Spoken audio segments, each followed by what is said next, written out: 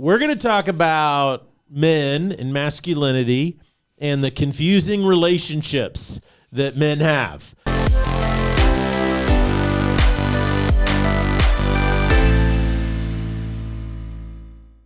Ladies and gentlemen, welcome to the Salty Pastor Podcast, a podcast dedicated to helping you learn and grow in your faith. It is a journey of faith that you must go on. It's not something you can opt out of. You are either growing or shrinking in your faith at any point in time, but we want to come alongside you to help be part of your journey. We are here to help. We are here to help, and we want to be part of your journey to strengthen your faith along the way. My name is Jesse Maher. I'll be your host, but we cannot do the Salty Pastor Podcast without the Salty Pastor himself, Dr. Douglas Peake. Hey, everyone. So good to be here with you today. You know, life's too short to be shallow, so you need some people to help you along this journey. You know, it's your journey. You're making the decisions, and you're doing the work, but you need people around you to encourage you, people to help guide you, give you the tools that you need, because sometimes the things are just too difficult and too tough. We kind of give up. We lose a little bit of our tenacity. And so our goal at Salty Pastor is to provide you with as many of those things as possible to help you in your journey of growth so you deepen your faith. So we're pretty excited about this series we're doing right now. So we are in our series Desperado, and you kicked it off with a bang, Pastor. With a bang! Sunday's service was phenomenal. If you haven't had a chance to listen to it, I really encourage you to go back and listen to the message on Sunday, because I think Pastor Doug did a great job knocking it out of the park as far as speaking to what men are really going through these days and why this series is so important for them. You teased with a little statement last week that the focus on this week would be men and relationships. And I am excited to hear what you have to say about men and relationships. I bet you are. I bet you are. Well, we're going to talk about men and masculinity and the confusing relationships that men have. It might be a little PG-13 today, so if you listen with your family or kids in the car, we're salty. We just kind of talk about whatever comes up, and so that's important. And I just think it's really significant to understand that the reason why relationships are so confusing today, particularly for men, is because we've adopted these ideologies in our society that started in the 60s during the sexual revolution and the 70s with the feminist movement. And what has happened is our society has redefined the definition. It's redefined what a male is and what a female is. And that's why today we have so much there's this a huge divisive thing going on right now with this gender ideology. And we've talked a little bit about it before, but it comes out of this. And what that is called a worldview. And a biblical worldview has the definition of male and the definition of female. And it's fairly specific. It says in Genesis chapter 1, verse 20, it says, "And God created them in his image. Male and female, he created them." And so I think that's important to understand, is that the biblical worldview has a definition that male and female are different. And you see it in the Hebrew words themselves.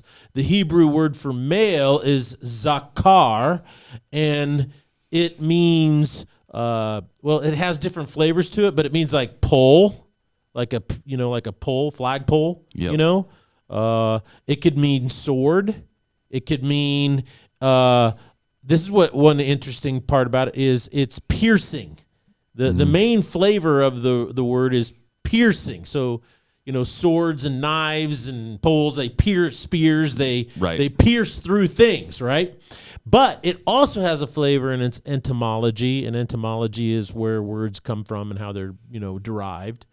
It means like a thought. Okay. So and that thought then is kind of launched. Yeah. So it's kind of odd. And then the word for female is nekaba, and nekaba basically means pierced. So if zakar means to pierce, female means being pierced. It has a sense of like a sheath that, it's hollow. So some people have tried to interpret to mean receive, and I don't think that that's really very accurate. It could be construed that way, but that I don't think what is the biblical meaning of it from the original language or Hebrew and what it means. So, it says that males are created in God's image and females are created in God's image. And the etymology of these words show that they're vastly different. And the usage of the words show that they're vastly different. So it's really difficult to make any biblical case that men and women are exactly the same interchangeable parts in any system. Well, and if you look at society's view on this these days, not a biblical view, but society's view, there's this really strong fascination with trying to eliminate any differences between males and females. They want to say, well, it's all about how you feel, and there's no real difference. It's all a social construct, and these ideologies have really gained a ton of prevalence in society these days.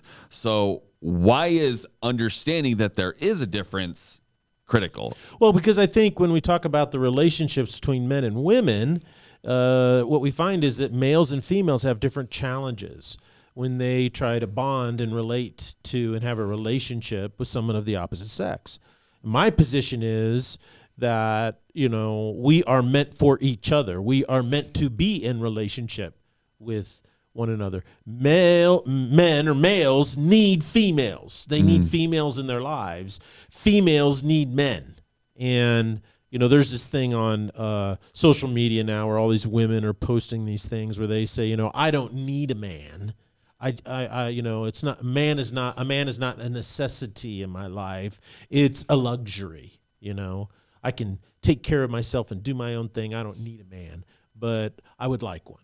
Well, okay, that's pretty ridiculous. Right? That's just kind of ridiculous because I understand you're trying to split hairs and talk about how you're so important and self-sufficient and independent, but, you're recording this thing putting it on TikTok in a car that was designed and built by a man, and you are using electricity that was designed and the infrastructure to charge your phone was built by men. And so this notion, this idiotic, well, we don't need each other. I don't need women. Women don't need men. That we're just luxuries or we're icing on a cake is ridiculous. And so I think that we have all these challenges. We need each other. We're meant to bond with one another. But what has happened is sin has tainted the bonding. Sin is a taint. It perverts. So the capacity to relate to one another in a pure and righteous way is now tainted by sin, right? And it negatively influences that and the motivations of it. So your desire, I think that we have to be bonded can be wounded, warped, or perverted. And if we don't understand how this affects us as males and females, then we're doomed to suffer and not enjoy one another. And so we have to talk about the fact that once sin came in and tainted males and tainted females, God issues a curse, right? Now, the notion of the curse is it descriptive or postscriptive? Okay, some people say, well, God, is going to make it happen this way. Some theologians say, well, no, God is simply stating this is what's happening because of the choices you've made. You've now made yourself like us and able to discern good from evil, but this is the outcome of it, right? And then this is the judgment, okay? And so it's interesting, but in chapter 3, because we read in chapter 1, created in male and female, in chapter 3, verse 16 is where earlier that 14, he curses the snake and Satan. But then what he does is he curses the woman. And out of all the curses, she has the shortest one. So she should like that. But he basically says this, verse 16, he goes, to the woman, God says, I will make your pains in childbearing very severe.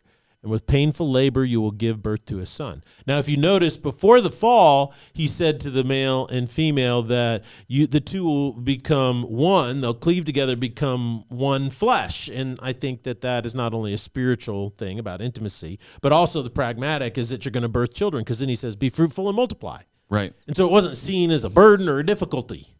Well, now it is. Right. And it's really interesting is that this is what sin does, is it perverts our natural drives, right? Mm-hmm. Because, the calling in a lot of ways of women, the Bible talks about this, is that your body is designed to do something that, a male body cannot do, right? You can carry a child, you can give birth, you're the cradle of life, so to speak, co-creator with God. That's really quite an amazing thing. And so if you participate in what your body is designed for, there's really deep meaning and purpose that comes from that. All women, get said, man, the most meaningful thing in my life is my children and grandchildren, right? Mm-hmm. And it's interesting is that out of all the women that choose not to have children or can't have children, 90% of them look back and say the greatest regret of my life is not having a child. Mm. So what does that mean? That means that, okay, now the thing that brings them the most joy and purpose and meaning in life, it comes about through labor and pain. There's a lot of suffering in that.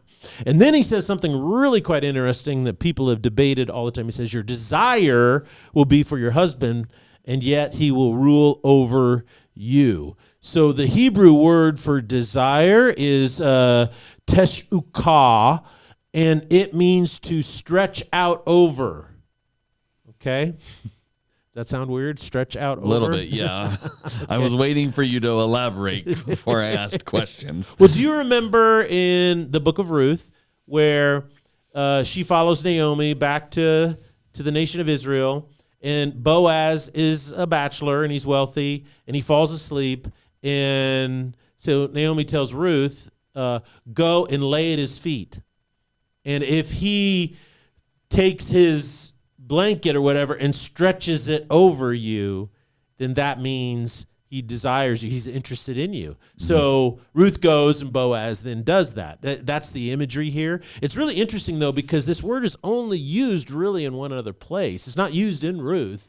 They use a different word for that, but it's kind of the imagery. The only other place they really use this word in the in the Old Testament, is one chapter later when Cain and Abel are bringing their offerings before God, and God says, Abel, I receive yours, and Cain, I reject it. So Cain's upset, okay? And before he goes and kills Abel, he has a conversation with God.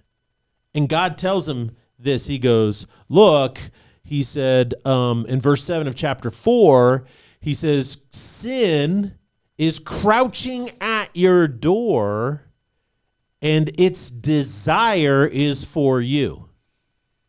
So he used the exact same word. And what's interesting there is in that context, what it basically means is that this desire, in other words, sin wants to control you. It wants to be the rule. And so a lot of majority of theologians say that basically what this is that women have a desire to rule over or control the man in their life, but they won't be able to do it. Okay, he's gonna rule, not you. Now, some people have gone back and tried to say, create a kind of an autocratic type thing in the New Testament of order, and I'm not so sure when you understand Jewish culture and then you understand what Paul is teaching in the New Testament that he's just trying to set up a new hierarchy. I don't think that's what he's doing. But what he's saying is that you have these really powerful natural drives within you as a human being that have been corrupted, okay? And the biggest thing that women have to realize is that this drive causes them to disrespect their husbands, right? And that's what Paul talks about in Ephesians chapter 5, where he says the main thing you got to do as a female, if you're a wife, is, respect your husband, because your husband feels loved when he's respected. Right. Now, it's interesting is because what he's basically saying is that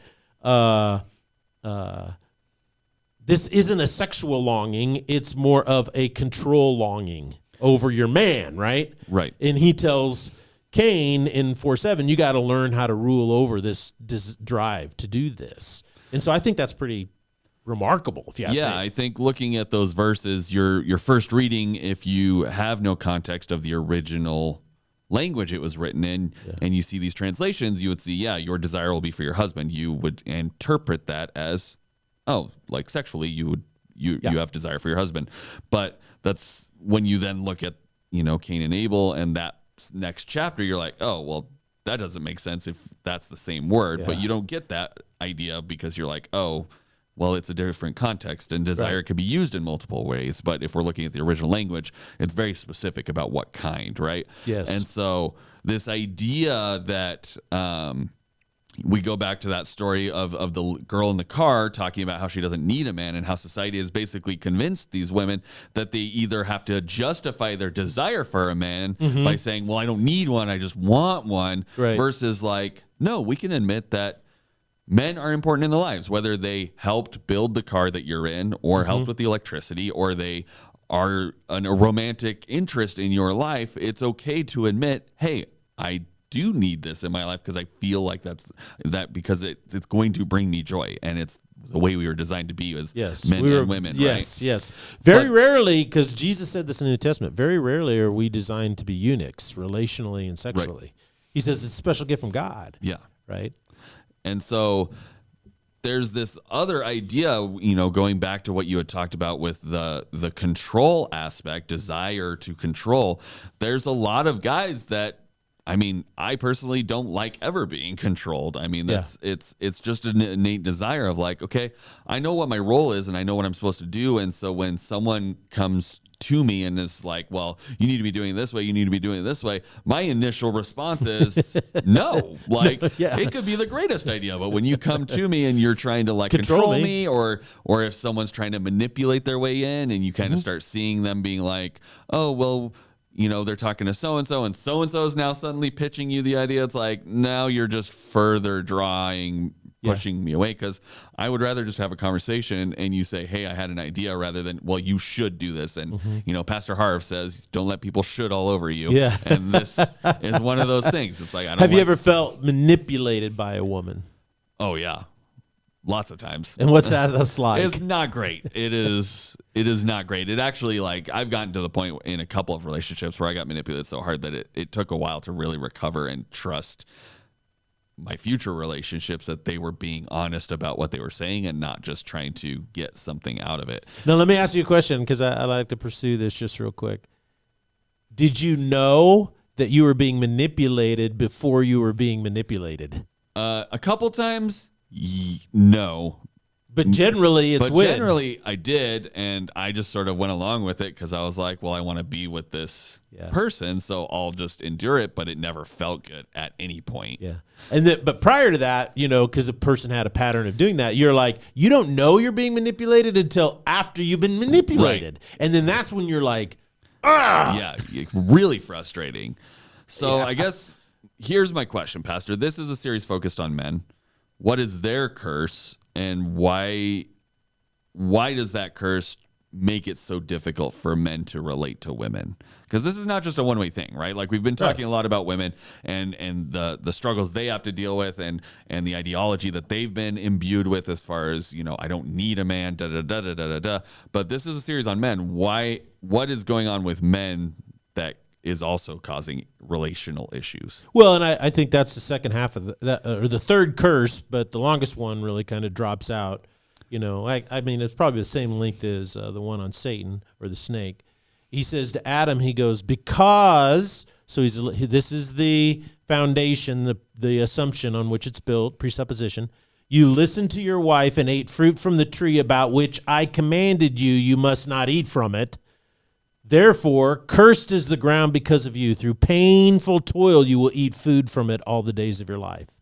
So what is the thing that most men get the most meaning out of? What is it that men do their whole lives? Men always do what? They work. And when men don't work, it's terrible. There's an incredible meaning and fulfillment in work. But guess what?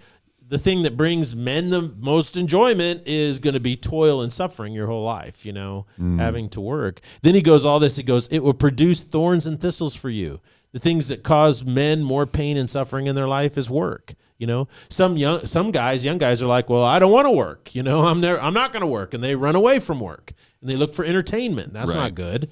But he goes on to say, by the sweat of your brow you will eat your food until you return to the ground, since from it you were taken, for dust you are, and to dust you will return. So first he said, to work backwards, he says your body's going to die.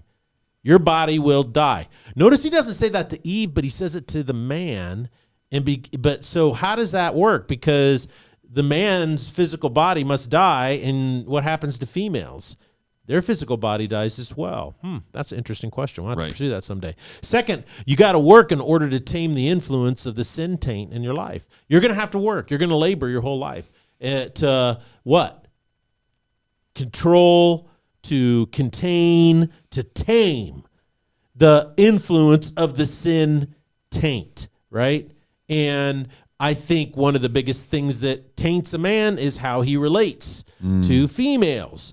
So now notice something, and the reason I say that is because notice how he starts off. He starts off by saying, because you listened to your wife and ate the fruit from the tree about which I commanded you, and then he even quotes it, you must not eat from it.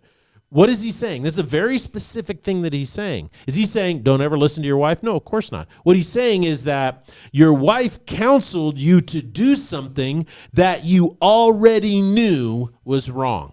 There was no question. God says there was no question because I specifically said, do not eat of this tree. And so what happened is instead of submitting to God's authority, what authority did he submit to? His wife's. His wife's. See, so now you go back and understand the curse on women, which is your desire so be for your husband. And so what does this mean? He's saying what you did is you have become passive. You become passive. When men follow the world, they become passive men. When men follow women, they become passive men. When men follow God, they become masculine men. And that is critically important. When a man falls into passivity, he will start to sense that he's being controlled by his wife. It never ends well. It's always bad.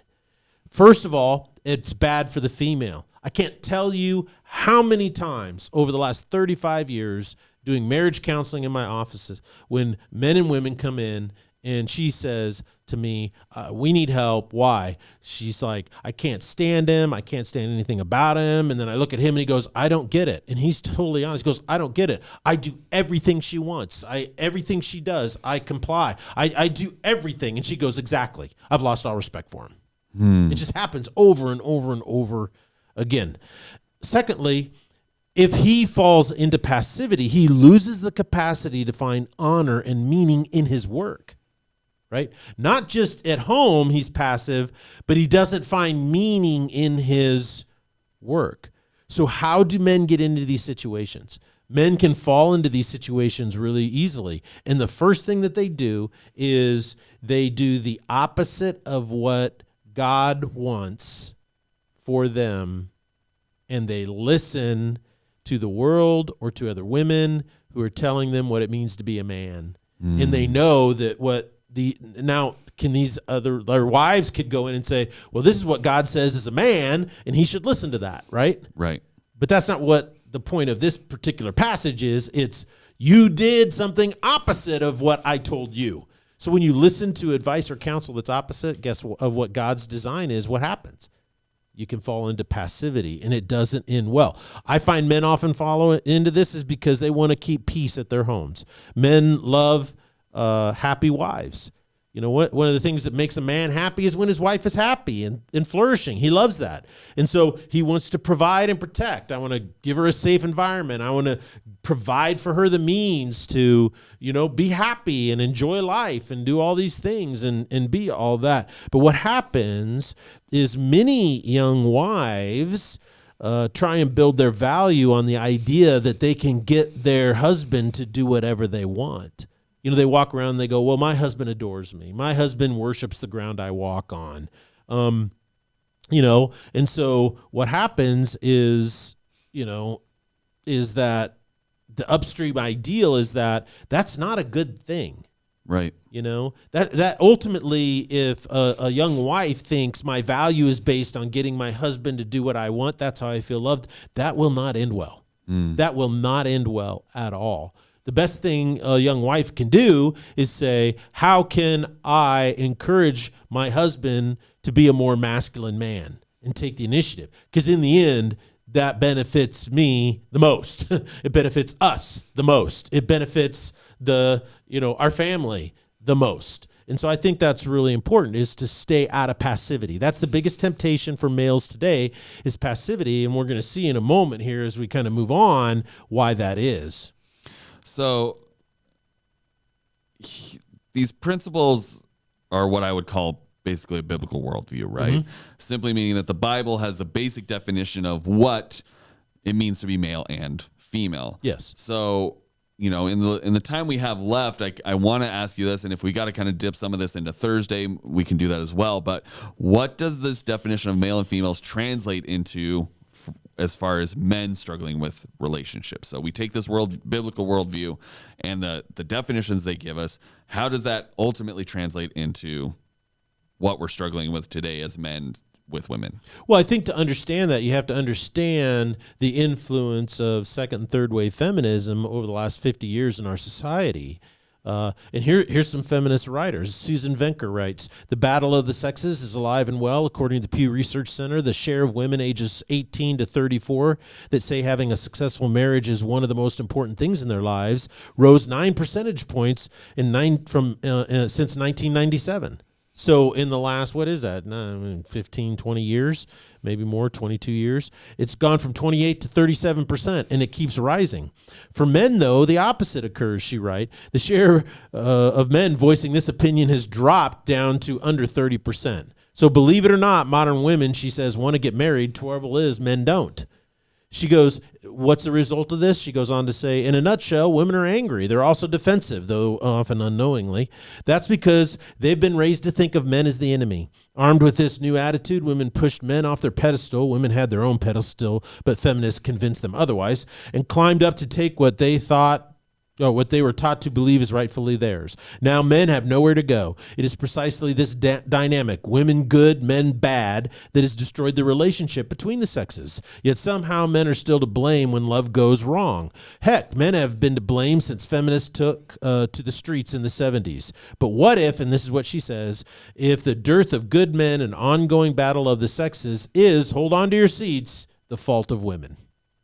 So what she's saying that, look, maybe it's what we've done is we have, our desire is for our men. Our desire was to get up on that pedestal that we thought they had because we wanted to rule over them. And this is what the result is. And so men have nowhere to go, so what do? Is they retreat. And over the last 30 or 40 years, Dr. Philip Zimbardo, who's a professor at Stanford, has done probably the most amount of research on boys and what's happening to them. This is what he says. Here are the 4 top things that boys today are being inculcated with, or being conditioned for. He says, number 1 is a fear of intimacy. The boys have a fear of sexual and emotional intimacy. This has been a huge problem in Japan. And in Japan, it's because now somewhere like 40% of young men don't want to have sex. And so you know what Japan's approach was? We're going to make these young men watch porn. Because if they watch porn, I mean, you go to Japan and porn is like everywhere. It's so over-sexualized, which is so weird because Japan is such a polite society and you can't step out or act different. But porn's everywhere. And guess what? It's had the opposite effect. Fewer and fewer boys are growing up and wanting to have sex. It's just so in their face all the time. There's no mystery to it. It's gross. They don't want anything to do with it. Number 2, there is an increase, he says, in social awkwardness. Don't know what to do or what to say with girls, right? Number 3, loss of nonverbal communication skills. Young boys that have grown into men, they have an inability to understand the nonverbal signals what someone is giving off. You know, autism and Asperger's and stuff for young males has gone through the roof. And how do they define that? Well, these guys don't understand social cues, right? Number 4, social intensity syndrome. This is really interesting. Dr. Zimbardo says, from the earliest ages, boys would rather hang out with guys, and that's it. And he goes, why did we get to this point? He goes, well, here are the reasons why. He goes, number 1, there's excessive internet use, video gaming, and pornography. These are arousal addictions. He goes, you have to really understand the difference between a chemical addiction and an arousal addiction, okay? The thing is he talks about how, like a heroin addict, he'll take heroin for the very first time, and he will get a high. People smoke dope, they get high. People will drink and they get a buzz or they get drunk, right? That first time is so amazing that every time they use after that, you know what they're trying to do is recreate the first time. So what it is it's a same addiction. I want to get back to where I was at, right? And this is the whole notion of hedonism as a flawed state because it's the law of diminishing returns. You always need a little bit more heroin to get you to the same. Arousal addictions are the opposite. Arousal addictions are the ones you're always looking for new, something to excite you in ways that you've never been excited before. He goes, that's what's the power in them. Jane, I'll say her name wrong, McGonigal. She says, by 21 years of age, boys have spent 10,000 hours of gaming, 2/3 of that time in isolation. Cindy Gallup states, guys don't know the difference between making love and doing porn. To them, it's the same thing. And the average boy today sees 50 porn clips every week. So Philip Zimbardo goes on to state, he goes, therefore, you take what has been going on in the life of males over the last 50 years, and you see how it has all been designed to, in my opinion, turn males into passive creatures.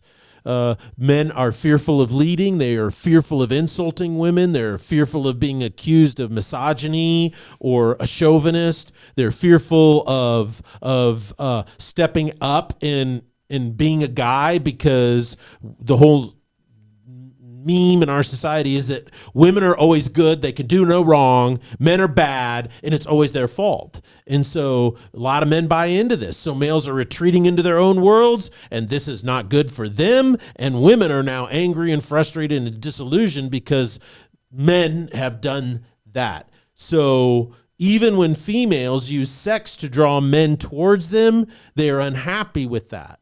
You see, and so now sex is leading in the development of relationships instead of at the end where it was meant to bond after all this other stuff had taken place. So our society has totally turned all this upside down, and now males are suffering the consequences, and they need to know and learn and discover how to break out of this.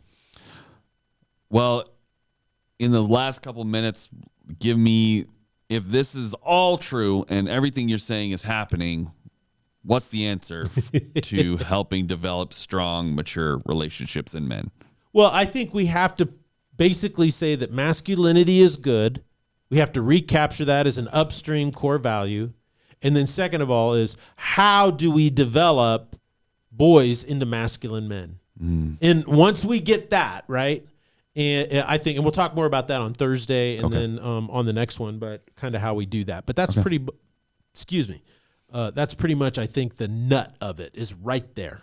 Well, thank you, Pastor, for today's Bible study and looking in things in Genesis and helping us put some terms and definitions into place as we move forward in this study all about men and how we can be authentic, God-fearing men in today's world. Thank you guys for joining us. Make sure you leave a comment if you have any questions, or make sure you tune in on Thursday for the next one as Pastor Doug continues delving into men and relationships. Blessings.